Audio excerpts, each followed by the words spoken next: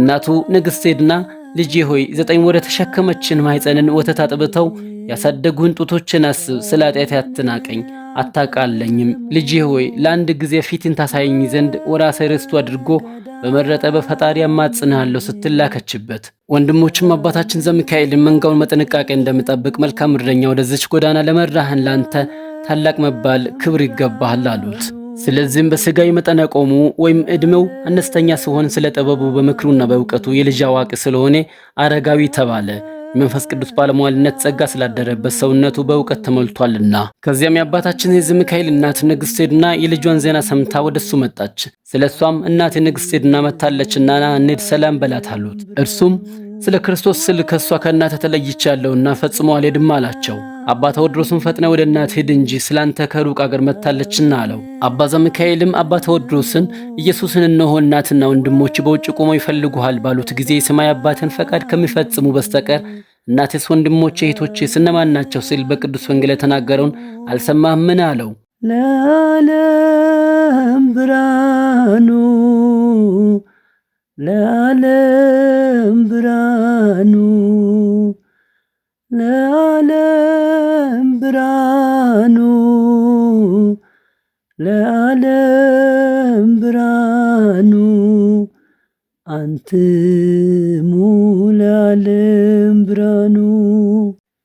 በስመ አብ ወወልድ ወመንፈስ ቅዱስ አሃዱ አምላክ አሜን። በኢትዮጵያዊ ንጉሥ በካሌብ ልጅ በአፄ ገብረ መስቀል ዘመነ መንግሥት በልዩ ልዩ የዜማ ድርሰቱ ለኢትዮጵያ ብርሃንን ያበራላት ማኅሌታዊው ቅዱስ ያሬድ በመንፈስ ቅዱስ እየተመራ በብቃትና በንቃት የደረሰውን የስምንቱ ቅዱሳን አባቶች መሪ የሆነ ብፁዕና ቅዱስ የእግዚአብሔር ፍጹም አገልጋይ የሚሆን አባ ዘሚካኤል በኋላ አቡነ አረጋዊ የተባለ የዚህን ዓለም ክብርና ብዕል ንቆ በትዕግስቱ ጽናት በትሩፋቱ ብዛት ያደረገውን ተአምራት እነሆ እንነግራችኋለን።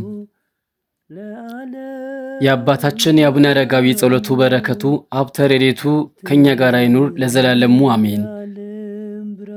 ይህ ከእንጦንስና ከመቃርስ ከጳኩሚስ የምንኩስና ወይም መንፈሳዊ ሐረግ አራተኛ ትውልድ የሆነ የአባ ዘሚካኤል ወይም አረጋዊ አነሳሱ ወይም አመጣጡ እንዲህ ነው። ዳግመኛ ይህ የእግዚአብሔር አገልጋይ የትውልዱ ነገር እንዲህ ነው። አባቱ ከሮም ነገሥታት ወገን የሆነ ስሙ ይስሐቅ የተባለ ሲሆን የእናቱም ስም ዕዲና ይባላል። ሁለቱም እውነተኛና ታማኞች እግዚአብሔርን የሚፈሩና የሚያከብሩ ነበሩ። የመጀመሪያው ጥበብ እግዚአብሔርን መፍራት ሕገ ኦሪትን፣ ትምህርተ ነቢያትንና ቅዱሳት መጻሕፍትን እያስተማሩ አሳደጉት። እሱም በመንፈስ ቅዱስ ኃይል እየጸና እየበረታ ሄደ። ዕለት ዕለትም ጠዋትም ማታም ወደ ቤተ ክርስቲያን እየሄደ ጸሎት ከመጸለይ አያቋርጥም ነበር። ምስት ያገቡለት ዘንድ ፈልገው የታላላቅ ነገሥታት ወገን የምትሆን ምስት አጩለት። እሱ ግን ፈጽሞ እምቢ አለ። ከሕፃንነቱ ጀምሮ በመንፈስ ቅዱስ እየተቃኘ ያድጓልና። ከብዙ ዘመን በኋላም አባታችን አቡነ አረጋዊ ወይም ዘሚካኤል ከሮም ወደ ጽር ወይም ግሪክ ሀገር ታላቁን የመንፈሳዊ ማኅበር ያቋቋመ ወይም የመሰረተ የመነኮሳት ሁሉ አባት የሚሆን አባ ጳኩሚስ የሚኖርባት ዳውናስ ወደምትባል ገዳም መጣ። ከገዳሙ መነኮሳትም አንዱ አገኘውና ልጄ ሆይ ከወዴት መጥተሃል? እነሆ አንተ ሕፃን እንደሆንክ እመለከትሃለሁና አለው። እርሱም አመጣጤ ከሮም ነው፣ ከአባ ጳኩሚስ ዘንድ የሚፈልገው ነገር አለኝና አለው። ነገሩንም ከሰማ በኋላ ያ መነኩሴ ወደ አባ ጳኩሚስ ዘንድ በእርጋታና በዝግታ አቀረበው። አባ ጳኩሚስም ባየው ጊዜ ከመንበሩ ተነስቶ በፍጹም ፍቅር አቅፎ ሳመው፣ የእግዚአብሔር ጸጋ በሱ ላይ አድሯልና። ቀጥሎም ስለምን ጉዳይ ወደ እኔ መጥተሃል አለው። እርሱም እንዳንተ እንደ አባቴ መነኮስ ይሆን ዘንድ መጥቻለሁ አለው። ልጄ ሆይ አንተ የንጉሥ ልጅ እንደመሆን መጠን የመንግሥቱ ወራሽ ነህና መንኩሰ ለመኖር ይቻላልን አለው። አባቴ ሆይ የምድርን መንግሥት ኃላፊ ጠፊ ነው፣ ነገር ግን የማታልፈውን የማጠፋውን ዘላለማዊት መንግሥት ወርስ ዘንድ እፈልጋለሁ አለው። አባ ጳኩሚስም የምንኩስና ሥራ ቀላል ይመስል ይሆናል፣ የመጡ ብዙዎች መታገስ ተስኗቸው ተሰናክለዋልና አለው። አባ ዘሚካኤልም አባ ጳኩሚስን አባቴ ሆይ ፈተና አድርግልኝና ሥራዬን መርምረ ተረዳ ወይም ተመልከት አለው። አባ ጳኩሚስም አንተው ራስክን በራሴ ፈትን አለውና እሱም እሺ በጎ ብሎ በገዳሙ ካሉት መነኮሳት ጋር ለጥቂት ቀናት ለፈተና ተቀመጠ። እንግዲህ አስቀድመን እንደተናገርነው የአባ ዘሚካኤልን ወደ አባ ጳኩሚስ የመምጣቱን የመድረሱን ነገርና ስለ ምንኩስናውም የጠየቀውን ቃለ መጠይቅ እናብራራ ዘንድ ይገባል። ልጄ ሆይ እስኪ ጥቂት ተፈተን። መጽሐፍ ለእግዚአብሔር ተገዥ ወይም አገልጋይ ለመሆን በፈቀድክ ጊዜ አስቀድመ ነፍስን መርምር፣ ሰውነትንም ለሕማምና ለችግር አዘጋጅ ይላልና። ዳግመኛም ወርቅ በእሳት ካልተፈተነ ወርቅነቱ ስለማይታወቅ ሰውም እውነተኛነቱና ጠንካራነቱ የሚለካው የሚደርስበትን ጸዋተው መከራ በትዕግስት ተቋቁሞ ፈተናውን ያለፈ እንደሆነ ነው አለው። ቅዱሱ አባታችን ዘሚካኤልም ቅዱሳን የፈጸሙትን ተጋድሎና ያላቸውን መንፈሳዊ ትጋት ተመልክቶ ለምንኩስና የሚያበቁትንና የሚያስፈልጉትን ሥርዓተ ትምህርት ሁሉ በፍጹም ልቡናው ተገነዘበ፣ ተማረ፣ አወቀ፣ ተረዳ፣ በማመንም ተቀበለ። አባ ጳኩሚስም ስለ ሃይማኖቱ ጽናት፣ ስለ ጠባዩና ስለ ቅንነቱ እጅግ አድርጎ ወደደው። ከዚህም በኋላ ልብሰ ምንኩስናውን አለበሰውና የአባቶችን የአባ እንጦንስና የአባ መቃርስን አስኬማ ወይም ቆብ የባረከ እግዚአብሔር ያንተንም አክሊለ ምንኩስና ይባርክ ብሎ ባረከው። ካመነኮሰውም በኋላ ስሙን ዘሚካኤል ብሎ ሰየመው። እርሱም ልክ እንደ ራሱ የታመነ ልጅ ሆነለት። አባ ዘሚካኤልም ከተወለደ ጀምሮ የምንኩስና ማዕረግ እስከተቀበለበት ጊዜ ድረስ የነበረው ዘመን 14 ዓመት ነው። ከዚህም በኋላ በታላቅ ትጋት በጸሎትና በጾም ተጸመደ። በጸጥታና በእርጋታ ተቀመጠ ወይም ኖረ። እሱ የፈጣሪውን እውነተኛ ጎዳና ፈላጊ ነውና ዝናውም በየአገሩ ሁሉ እስከ አባቱ አገር ሮም ድረስ ተሰማ። ነገር ግን እኔ ደካማና ሐሳበ ውሱን ሰው የዚህን ታላቅ ሰው የትሩፋቱን ገድል ልናገር ዘንድ እንዴት ይቻለኛል በማለት አስብ። ነቢዩ ዳዊት የጻድቃን መከራቸው ፈተናቸው እጅግ ብዙ ነው ብሎ እንደተናገረ ድካሙንና ትዕግስቱን መናገር የሚቻለው ማን ነው? ትሩፋቱንና ገድሉንስ ጠንቅቆ ለመድረስ የሚቻለው ምን ልቡና ምን አንደበት ነው? ዳግመኛም ሐዋርያው ስለ ጥቂት ሥራችሁ እርሱ በይጥፍ ይጨምርላችኋል ስል ተናግሯልና አባታችን አባ ዘሚካኤል ገና በሕፃንነት ዘመኑ የምንኩስና ማዕረግ መቀበሉን በሰሙ ጊዜ የሮም ቅዱሳን ወደ እርሱ መጡ። እነርሱም የቁስጥንጥነው አባ ሊቃኖስ፣ የአገረ ቁስያው አባ ይማዕታ ናቸው። አባ ጽሄማ ከአንጾኪያ፣ አባ ጉባ ከቅልያ፣ አባ አፍጼ ከኢስያ፣ አባ ጴንጠሌዎን ከሮሚያ፣ አባ አሌፍ ከቂሳሪያ፣ እኒህ ሁሉ አባ ጳኩሚስ ካለበት ገዳም ደረሱ። አባታችን ዘሚካኤልም ወንድሞቹን ባያቸው ጊዜ ፈጽሞ ተደሰተ። ከተገናኙም በኋላ ሰላምታ ተሰጣጡ። እርስ በርሳቸውም ተቃቅፈው ተሳሳሙ። ከዚህም በኋላ እሊህ ወንድሞች አባ ጳኩሚስን ክቡር አባታችን ሆይ እኛንም አመንኩሰን አሉት። አባ ጳኩሚስም ልጆቼ ሆይ በውኑ የምንኩስናን ቀንበር ልትሸከሙ ትችላላችሁን? አስጨናቂና ከባድ ነውና አላቸው። እነርሱም እግዚአብሔር ባንተ ጸሎት ስለሚረዳን አዎን እንችላለን፣ ወደዚች በር እንገባ ዘንድ ይህ ሕፃን መርቶ አምጥቶናልና አባት ሆይ እኛንም እንደሱ አመንኩሰን አሉት።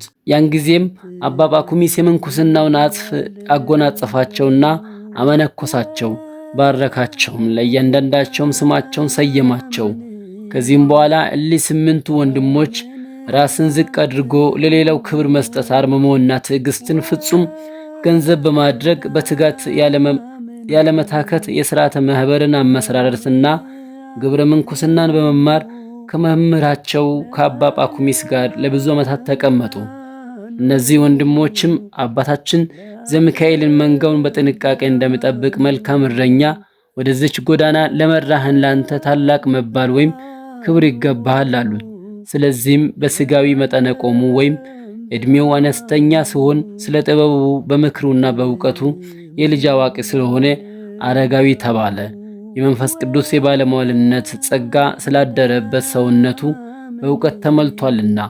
አባ ጳኩሚስም የእረፍቱ ሰዓት በደረሰ ጊዜ ከመንፈሳውያን ልጆቹ አንዱን ተወድሮስን ጽሙን ያዝ በማድረግ ሥጋዬን ወይም አጽመን ከተቀበረበት ከዚህ እንድትወጣ ለተወድሮስ ግን ከተቀበረበት ቦታ ወደ ሌላ ቦታ በድብቅ ወስዶ ወይም አዛውሮ እንዲቀብረው ያዘዘው መስሎት ነበር።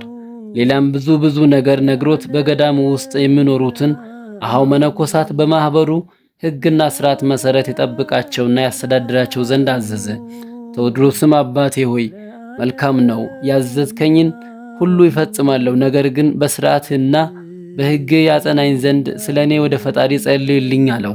አባ ጳኩሚስም ልጄ ሆይ እምነት ይኑር ብቻ እንጂ ሁሉ ይደረግልሃል አለው። በዚህን ጊዜ ሰውነቱ ለእግዚአብሔር ስትገዛና ስታገለግል ከኖረች በኋላ በጽር ወይም በግሪክ ሀገር በግንቦት 12 ቀን በእግዚአብሔር ቸርነት ቅድስት ነፍሱ ከስጋው ተለየች። ከዚህም በኋላ አባ ቴዎድሮስንና አባ አርሴስዮንን በአባ ጳኩሚስ ፈንታ የገዳማቱ አስተዳዳሪ አድርገው ሾሟቸው። ይልቁንም አባ ቴዎድሮስን በጣም አፈቀሩት። እሱ በእነሱ ዘንድ ታማኝነት ያለውና የቃሉ አነጋገር ወይም የትምህርቱ ጣዕም የብዙዎችን ሰውነት ታረካለችና። ስለዚህም ወንድሞች መነኮሳት በጣም ተደሰቱ። እንደ አባታቸው ወይም እንደ መምህራቸው ሕግና ሥርዓት የገዳሙን ሥርዓተ ማህበር መጠበቅ ወይም ማስተዳደር የሚችል መልካም እረኛ ወይም አስተዳዳሪ አግኝተዋልና። አባ ቴዎድሮስም የእኒህ የስምንቱ ቅዱሳን ወንድሞች የእርስ በርስ መዋደድና የጽድቃቸው ሥራ ተመልክቶ እጅግ ተደሰተ። ይልቁንም ብፁዕ አባታችን ዘሚካኤልን ፈጽሞ ወደደው። ከቀድሞ ጀምሮ የእሱን ስነ ምግባር ያውቅ ነበርና ስለዚህ እንደ ልማዱ ከእነርሱ ጋር በጾምና በጸሎት ተባብሮ ለመኖር ፈለገ። ከዚያም የአባታችን የዘሚካኤል እናቱ ንግሥት ዕድና የልጇን ዜና ሰምታ ወደሱ መጣች። ስለሷም እናቴ ንግሥት ዕድና መታለችና ና እንሂድ ሰላም በላት አሉት። እርሱም ስለ ክርስቶስ ስል ከሷ ከእናተ ተለይቻለሁና ፈጽሞ አልሄድም አላቸው። አባ ቴዎድሮስም ፈጥነ ወደ እናትህ ሂድ እንጂ ስላንተ ከሩቅ አገር መጥታለችና አለው። አባ ቴዎድሮስንም ጌታ ኢየሱስን እነሆ እናትና ወንድሞች በውጭ ቆመው ይፈልጉሃል ባሉት ጊዜ የሰማይ አባትን ፈቃድ ከሚፈጽሙ በስተቀር እናቴስ ወንድሞቼ እህቶቼስ እነማን ናቸው ስል በቅዱስ ወንጌል የተናገረውን አልሰማህምን? ስለሆነም ለመሄድ አልችልም አለው። እናቱ ንግሥት ዕድናም ልጄ ሆይ 9 ወር ተሸከመችህን ማኅፀንን ወተት አጥብተው ያሳደጉህን ጡቶቼን አስብ። ስለ ኃጢአቴ አትናቀኝ አታቃለኝም። ልጄ ሆይ ለአንድ ጊዜ ፊትን ታሳየኝ ዘንድ ወራሴ ርስቱ አድርጎ በመረጠ በፈጣሪ አማጽንሃለሁ ስትል ላከችበት። ወንድሞች መነኮሳትም አባታችን ሆይ ይህንንስ አታድርግ፣ ክብሯንም ብልጽግናዋን ትታ ወደ አንተ የመጣችው በእናቴ ላይ ልብህን አታጨክን፣ ከጎዳናው ርቀት የተነሳ ያገኛትን ድካምና ከሰውነቷ የወረደውን ወዝ ወይም ላብ አስብ በማለት አጥብቀው ለመኑት። በዚህ ጊዜ ፈጥኖ በሩጫ ወደ እናቱ ሄደና ከተገናኙ በኋላ እናቴ ሆይ ከዚህ ምን አምጥቶሻል አላት። እናቱም እኔም እንዳንተ አልባሰ ምንኩስናን እጎናጸፍ ዘንድ መጥቻለሁ አለችው። እሱም እናቱ መነኩሳለሁ በማለት በተናገረችው አነጋገር እጅግ ተደሰተ። ፈጥኖም ወደ ገዳሙ ገባና ለአባ ቴዎድሮስ ነገረው። ከዚህም በኋላ አመንኩሰው ልብሰ ምንኩስና አጎናጽፈው ከቅዱሱ ከአባ ቴዎድሮስ እናት ጋር አስቀመጧት። የአባ ቴዎድሮስ እናት አስቀድማ መንኩሳ በገዳሙ ውስጥ ካሉ የሴት መነኮሳት ጋር ከዚያ ትኖር ነበርና፣ የአባ ጳኩሚስ እህትም እንደዚሁ መንኩሳ ከወንዶች መነኮሳት ገዳም ትንሽ ራቅ ብሎ ከሚገኝ የሴት ገዳም የእህቶች መነኮሳት አስተዳዳሪ ሆና ከዛ አለች። እሷም ለብዙዎች መነኮሳት እንደ እናት ሆና ትኖር ነበር። አባ ቴዎድሮስም በሴት ገዳም ለሚኖሩ ለእህቶች መነኮሳት እግዚአብሔርን የሚፈራ አረጋዊ ወይም ሽማግሌ የሆነ ስሙ ጴጥሮስ የተባለ ሰው ሾመላቸው። በገዳሙ ውስጥ ከሚገኙ መነኮሳት መካከል እናቷ ወይም እህቷ ወይም ከዘመዶቿ ወገን ቢመጣ ከሽማግሌው ከጴጥሮስ ጋር ልከው ከዘመዶቿ ጋር እንድትገናኝ ያደርጋሉ። በዚህ ጊዜ ይቺ የአባታችን የዘሚካኤል እናት ከገዳሙ መነኮሳት ዘንድ ልዩ ልዩ መንፈሳዊ ትምህርቶችን ስትማር ቆየች። እግዚአብሔርንም በፍጹም ልቡናዋ የምትወደው ነች። እንደዚህ ሁሉ አባታችን ዘሚካኤል በኋላ አረጋዊ የተባለ በገዳሙ ውስጥ እግዚአብሔርን ሲያገለግል በቆየበት ጊዜ ሁሉ ለገዳሙ ቤተ ማህበር የሚላክበት ጊዜ አለ። ለመምህሩ ለቅዱስ አባ ቴዎድሮስም የሚላክበት ጊዜ አለ። በበጎ ሥራ እየበለጸገ ብዙን ነገር በመተውና በማገልገል በጾምና በጸሎት ጸና። የተማራቸውንም የሚያውቃቸውንም ወደ ጽድቅ ጎዳና የምትመራውንም መንፈሳዊ መመሪያዎችን ሁሉ ለወንድሞቹ ያስረዳ ነበር። እሊህም ወንድሞች መነኮሳት ከአባ ቴዎድሮስ ዘንድ ለ7 ዓመታት ያህል ተቀመጡ። በዚያ ጊዜ ግን ገሪማ የተባለ አባ ይስሐቅ ከነርሱ ጋር አልነበረም። ከዚህም በኋላ እነዚህ ወንድሞች ወደ ሀገራቸው ተመልሰው ይሄዱ ዘንድ ፈልገው አባታቸው አባ ተወድሮስንና አባ አርሴሴኒዮን ስንብት ጠየቁ። በማኅበረ ገዳሙ የሚኖሩ ከተወደዱ ወንድሞቻቸው ጋርም ተሰነባበቱ። እነርሱም በእግዚአብሔር የፍቅር አንድነት ሸኟቸው። ከትውልድ ሀገራቸው ሮም ከደረሱ በኋላ ብዙ ድንቅ ድንቅ ታምራትን እያደረጉ በቀኖና በጾምና በጸሎት በብዙ ትጋት በዚያች ሀገር ለጥቂት ጊዜ ተቀመጡ። ብርሃኑ ለዓለም ብርሃኑ።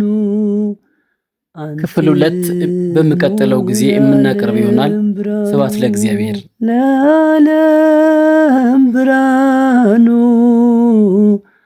ለዓለም ብርሃኑ ለዓለም ብርሃኑ ለዓለም ብርሃኑ አንትሙ ለዓለም ብርሃኑ